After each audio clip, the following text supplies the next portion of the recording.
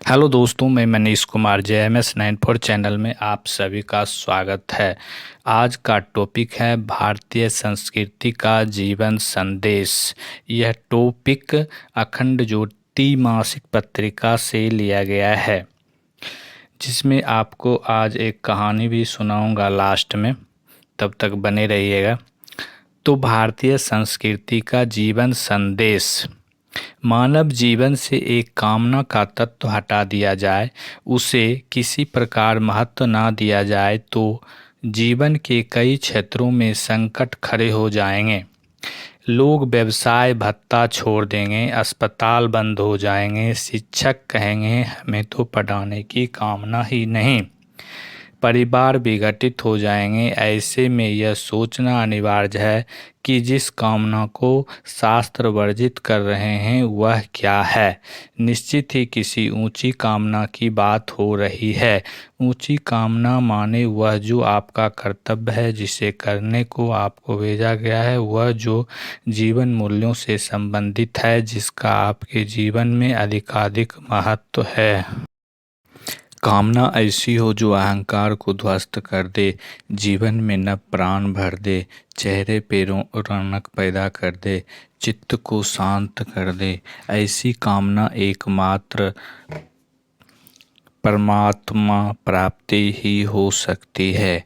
फिर भी इसके साथ कर्तव्य जुड़ा हुआ है। बिना कर्तव्य के कोई कामना सार्थक नहीं। यदि उसे अपने उच्च ध्येय को प्राप्त करना है तो कर्तव्य का बोध अंगीकार करना पड़ेगा। यही साधना है। अब इस कामना को विश्व मंगल के लिए समर्पित होने से कोई रोक नहीं सकता, क्योंकि यह कामना अपने से नहीं, अपने कर्तव्य से जुड़ी हुई है और अपना कर्तव्य हमें परमात्मा से जोड़ता है। जिस विषय में रुचि जगे उसी को प्राप्त करने की उत्कंठा को कामना कहते हैं। क्यों न इसका स्वरूप अधिक परिष्कृत हो। चित्त को शांत कर देने वाली कामना, मन को मर्यादित चिंतन प्रवाह छोड़ने में वाली कामना, हृदय की दुर्बलता को मिटाने वाली कामना, सारी कमियों को दूर करने वाली कामना, उसे ही कहते हैं निष्काम। कृष्ण गीता में इसी की चर्चा करते हैं। योगियों को भी यही प्रिय है।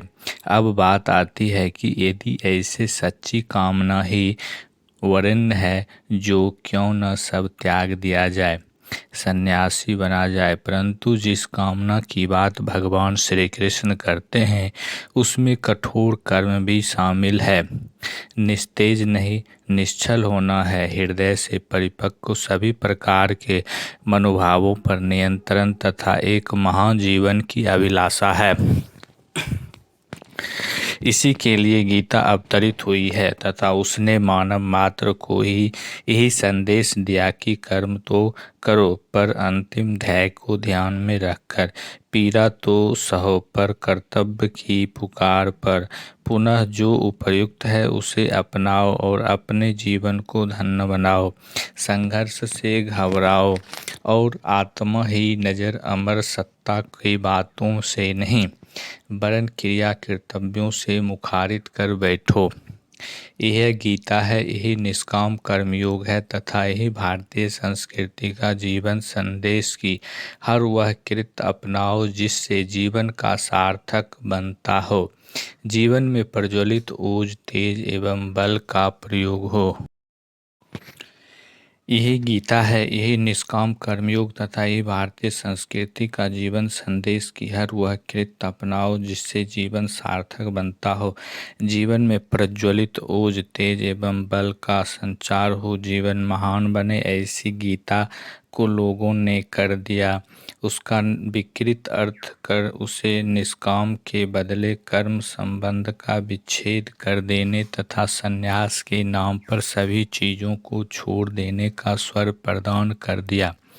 गीता वही है जो हमारी दृष्टि बदली नहीं और आज हम कहते कहते थक गए कि कर्म करो और फल की चिंता मत करो तथा वह कर्म और फल क्या है तथा इसका किसी को पता नहीं। यही अनहोनी भारतीय जनमानस के साथ साथ हुई है, जिसका निराकरण करना आवश्यक है। जिसे सुधार नहीं गया तो गीता तो पास में रखी रहेगी, परंतु उसका विकृत अर्थ करने में हमें देर नहीं लगेगी। गीता एक महान ग्रंथ है तथा उसे अपने आदर्श मनोभूमि के निर्माण में सहायक समझना चाहिए। उसकी शक्ति से अपने जीवन को संवारना चाहिए, दूसरों के नहीं अपने कर्तव्य का स्मरण रखना चाहिए। यही वह गीता है जिसे महर्षि अरविंद ने जेल के तहखाने में कुछ इस प्रकार पढ़ा था कि शेष जीवन अध्यात्म को समर्पित हो गया। महात्मा गांधी ने इसे ही पढ़कर इतनी बड़ी लड़ाई लड़ी। भारतीय स्वतंत्रता का हर एक अध्याय गीता की आत्मा से ओतप्रोत है। भगवान राम का जीवन संदेश ही गीता में ही है। तुलसीदास कृत रामचरितमानस में उन्हें अथक कर्मयोगी की परिभाषा दी गई है। भगवान ने जितने अवतार लिए सभी एक स्वर में अपनी क्षुद्र कामनाओं के अर्पण तथा महान कामनाओं के शिलान्यास की बात करते हैं। यही अध्यात्म का विषय भी है। इस दृष्टि से सोचा जाए तो प्रत्येक कार्य उस दैवी भावना से होना चाहिए जिसमें राग द्वेष हानि लाभ तथा मान अपमान का भाव न हो, दूसरे की देखा देखी नहीं बल्कि अपने स्वधर्म का बोध हो, जीवन को नित नया बनाने का संकल्प हो तथा महानता का अभिनव राग हो। इसके लिए क्या करना होगा? सर्वप्रथम तो लौकिक बंधनों से मुक्त होइए और जीवन को सरस एवं गुण प्रतिभा से संपन्न बनाइए। देखिए कि किस मार्ग से चलकर आवश्यक सफलता प्राप्त की जा सकती है। फिर जुट पड़िए तथा अपने कर्तव्य में यही नीति धर्म है। इसके परिपालन से मनुष्य की प्रज्ञा जागती है तथा उसका विवेक प्रकाशित होता है तथा उसका जीवन अपने अनुकूल पथ की तरफ बढ़ जाता है। गीता धर्म के सच्चे उपासकों को जीवन में वह संकल्प ग्रहण करना चाहिए कि वे जिस कार्य को पकड़ेंगे उसे पूर्ण पुरुषार्थ एवं मनोयोगी से सच्ची सफलता तक पहुंचा के रहेंगे। अपना कर्तव्य अपनी आत्मा के गहन मंथन के उपरांत ही उभर कर आता है, इसलिए निश्चिंत होइए तथा अपने कर्तव्य की पुकार को आगे बढ़ाइए और यही निष्कामता है तथा एक सच्चे सफल जीवन का सुधार है। दोस्तों, JMS 94 चैनल को सब्सक्राइब कर लें जिससे आने वाले वीडियो का नोटिफिकेशन आपके पास सबसे पहले पहुँचे।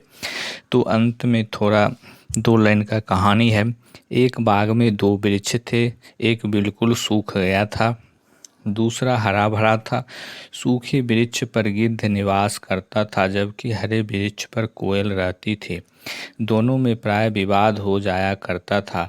गिद्ध कहता था कि संसार मिथ्या है, कोयला कहती थी कि संसार सत्य है।